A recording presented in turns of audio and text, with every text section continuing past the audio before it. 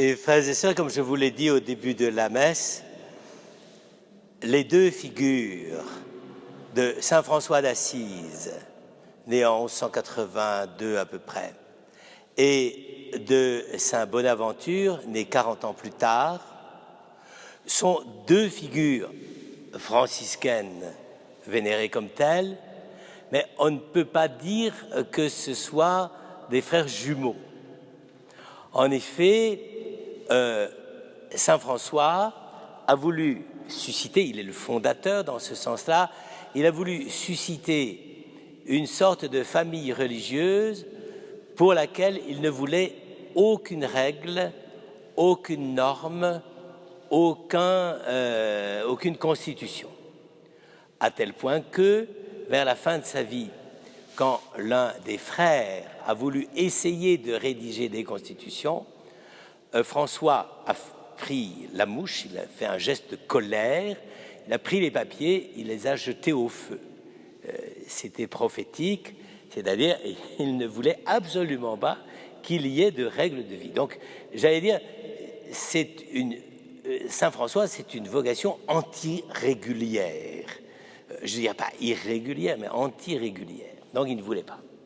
Évidemment, au bout de très peu de temps, ça a donné ce à quoi il fallait s'attendre, c'est-à-dire une famille religieuse qui partait dans tous les sens. Et donc, très très tôt, après la mort de saint François, 1226, eh bien, on ne peut même pas parler d'une famille franciscaine.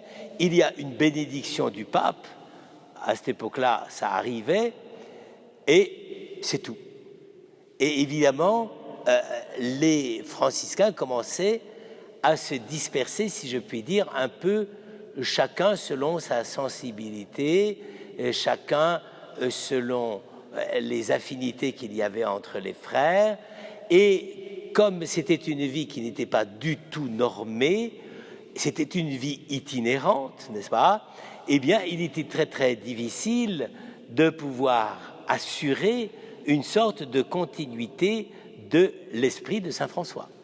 Ça, c'est encore le cas aujourd'hui, hein, parce que on parle tous des franciscains, mais il y a les capucins, il y a les cordeliers, il y a ceux qui sont des conventuels, ceux qui ne sont pas conventuels, etc. Enfin, c'est l'arche de Noé, hein, l'ordre franciscain.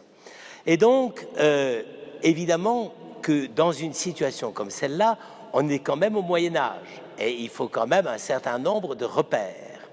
Alors c'est très intéressant parce que les sœurs, les Clarisses, Sainte Claire, n'est-ce pas, elles ont trouvé assez vite leur optique parce que la famille des sœurs Clarisses était en clôture. Le pape n'avait pas vraiment voulu qu'elle sorte de la clôture. À cette époque-là, pour les dames, c'était assez dangereux. Et donc, les Clarisses ont trouvé très très vite, si je puis dire, une sorte de cadre de vie et de vitesse de croisière qui s'est maintenue assez tranquillement encore de nos jours. Mais les franciscains, et donc après le fondateur, qui était plutôt le fondateur du désordre franciscain, il a fallu un génie, parce que je crois que c'est un génie, Bonaventure, né 40 ans plus tard, et qui très très tôt s'est intéressé à la vie de saint François et à la spiritualité de saint François parce que, j'allais dire, il avait vu cette espèce de surgissement d'une liberté chrétienne indépendante du cadre qui lui est imposé. Et ça, c'est quand même assez étonnant. C'est pour ça d'ailleurs qu'il est si sympathique aujourd'hui dans notre société contemporaine. C'est parce qu'on sent à la fois un profond et réel amour de Dieu, ça, c'est hors de doute, mais on sent aussi qu'il y a un tel élan et une telle spontanéité qu'on ne peut pas les maîtriser. Et alors, donc, il a fallu trouver les moyens de remettre sur pied cet ordre qui allait un peu dans tous les sens. Et c'est saint Bonaventure et qui s'en est chargé. Autrement dit, lui, c'est le restaurateur de l'ordre. Il n'est pas fondateur, parce que vraiment, il était inspiré par saint François, mais c'est lui qui s'est dit, bon, il faut mettre un tout petit peu de cohérence dans tout ça. Et donc, il a tout fait pour remettre une sorte de famille des franciscains sur pied. Il a très partiellement réussi, il ne faut pas se faire d'illusions, parce que lui, il a misé sur une perspective qui paraissait évidente au Moyen-Âge, mais qui ne plaisait pas à François d'Assise, c'est-à-dire le couvent. Et pour stabiliser les communautés franciscaines, il leur a imposé de vivre dans des couvents. Ça n'a pas été sans peine, parce que vivre dans des couvents, il fallait construire. Et quand vous voyez par exemple le couvent des franciscains à Assise, la grande basilique de Saint-François, vous vous apercevez que c'est plus tout à fait la spontanéité de la vie franciscaine au jour le jour. Hein. C'est des beaux murs, c'est du costaud, c'est bien construit, et c'est des couvents d'au minimum 100 frères, n'est-ce pas?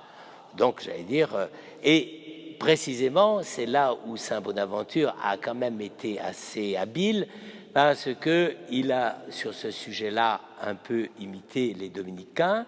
Et d'ailleurs, il s'est dit, il faut que les frères vivent en ville, dans un échange permanent avec la population de l'époque, qui est la bourgeoisie naissante, n'est-ce pas? Au XIIIe siècle, la population des villes, ce sont des bourgeois commerçants, et Assise était évidemment une ville florissante du point de vue commerce.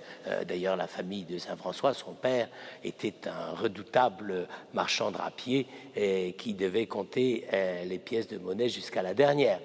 Et donc, lui, Bonaventure, s'est dit, eh bien, il faut que les franciscains vivent dans ces couvents avec la relation permanente avec la population qui les fera vivre. C'est comme ça qu'il maintenait la mendicité. Il maintenait la mendicité parce que les frères allaient de porte en porte, recevaient de quoi se nourrir pour la journée, et puis après, ils recevaient aussi des aumônes pour pouvoir construire leur couvent, et surtout avec ce système quand même, à mon avis, qui marche beaucoup moins bien actuellement, c'est-à-dire les fondations, les bonnes vieilles familles qui voulaient être enterrées dans la basilique franciscaine, puisque c'était une garantie de ressusciter plus vite. Hein. Quand on était enterré dans une église, il semble que à cette époque-là, on pensait qu'on allait les ressusciter dans le quart d'heure qui suit, alors qu'ailleurs, c'était plus difficile. Alors, vous voyez, première chose, donc une réorganisation locale. La deuxième chose, c'est qu'il a imposé une règle. Et il a imposé une règle en disant aux franciscains, bon ben, d'accord, saint François nous a dit qu'il fallait vivre notre liberté, mais il faut que ce soit une liberté régulée. Donc, c'est lui qui a inventé le système des chapitres tous les 3 ans, etc. Là encore, il s'est beaucoup inspiré de l'ordre dominicain. Et puis, la troisième chose, c'est qu'il fallait quand même valoriser la figure du fondateur. Ça, j'allais dire, au Moyen-Âge, si on est fondateur d'ordre, il faut qu'il y ait quand même tout l'appareil, j'allais dire, légendaire au sens de ce qu'il faut lire. D'ailleurs, la légende, contrairement à ce qu'on pense, c'est pas de l'invention, c'est ce qu'il faut lire. C'est de l'invention très, très contrôlée par l'autorité. Et donc, c'est lui qui a écrit une vie de saint François, qui évidemment bénéficiait déjà de tous les fioretti qui avaient fleuri, c'est le cas de le dire, sur le pourtour et dans la mémoire de saint François. Donc avec tout ça, il a ficelé tout ça et il a fait quelque chose de très cohérent et qui s'appelle aujourd'hui l'ordre franciscain. Moyennant quoi, il a laissé sur le bord de la route beaucoup de petits groupes franciscains qui absolument ne voulaient pas se rallier à ça et prétendaient rester fidèles à saint François, et c'est ce qu'on a appelé les spirituels. C'était C'était des gens qui vivaient en improvisant leur vie et qui ne voulaient absolument pas entendre parler de ce que leur proposait Saint Bonaventure. Du coup, ça a donné plus tard les Capucins, parce qu'on s'est rendu compte qu'il fallait réorganiser tout cela. Mais c'est Saint Bonaventure qui est le premier. Voilà. Et puis, une dernière chose quand même, qui est assez intéressante, et là, c'est quand même le génie de Saint Bonaventure, c'était un grand théologien. Et il a compris que si on voulait structurer l'ordre des franciscains, il fallait une bonne et une saine théologie. Et c'est comme ça qu'il a écrit des commentaires théologiques, qu'il est devenu docteur en théologie, qu'il a enseigné à Paris, qu'il a enseigné à Rome, qu'il a enseigné à plusieurs endroits, et il a écrit un certain nombre de choses extrêmement belles. Et je voudrais simplement conclure. Il a écrit un petit ouvrage de théologie qui est comme une sorte de petite synthèse à l'usage de tout le monde, n'est-ce pas, qui s'appelle le Bréviloque, la parole brève, n'est-ce pas. Inutile de vous dire que la parole brève fait quand même 400 pages, mais enfin, à cette époque-là, c'était vraiment très bref, surtout en théologie. Alors, il conclut sa dernière partie du Bréviloque par le jugement dernier. Je veux dire, là, on est dans la théologie fiction, parce qu'il n'y a jamais été, mais il veut dire exactement ce qui va se passer au moment de la fin, quand Dieu nous aura rassemblés autour de lui. Donc, c'est une description du paradis à venir. Et c'est quand même assez intéressant. Je vous laisse méditer là-dessus. Je n'ai pas encore exprimé ou conçu, Seigneur, il parle à Dieu, à quel point tes bienheureux se réjouiront.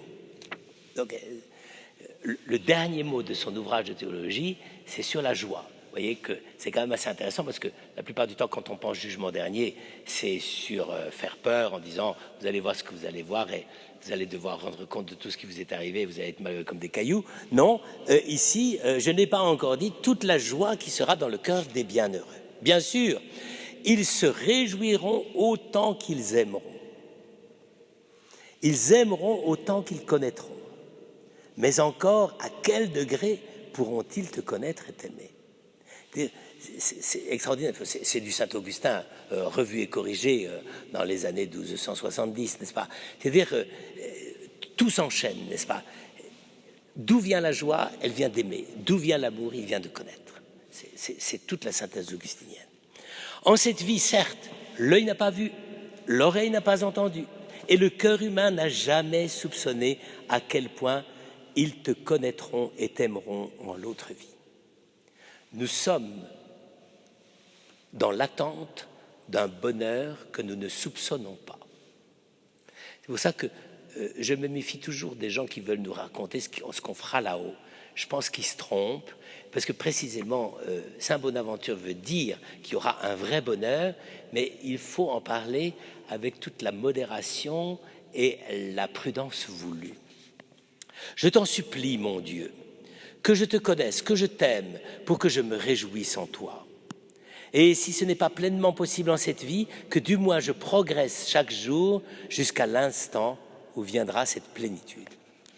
C'est magnifique, hein, parce que la société médiévale est encore une société qui est en plein mouvement, en plein essor, etc., et qui cherche son équilibre. Eh bien, au lieu de dire non, non, non, eh bien, il dit la vie chrétienne, la foi chrétienne, c'est pareil.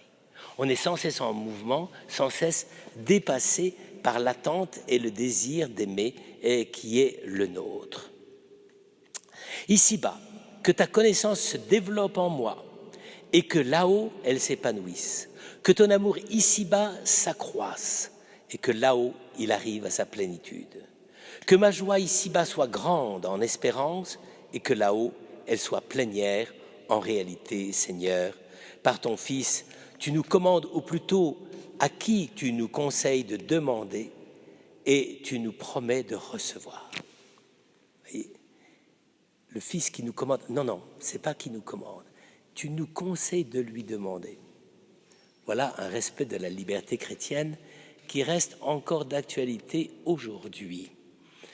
Dieu fidèle, je recevrai comme je te le demande. Que ma joie soit parfaite. C'est la citation de Saint Jean. Je te demande, Seigneur, ce que tu nous conseilles par notre conseiller véritable et admirable, et je recevrai ce que tu nous promets par ta vérité, c'est-à-dire que ma joie soit parfaite.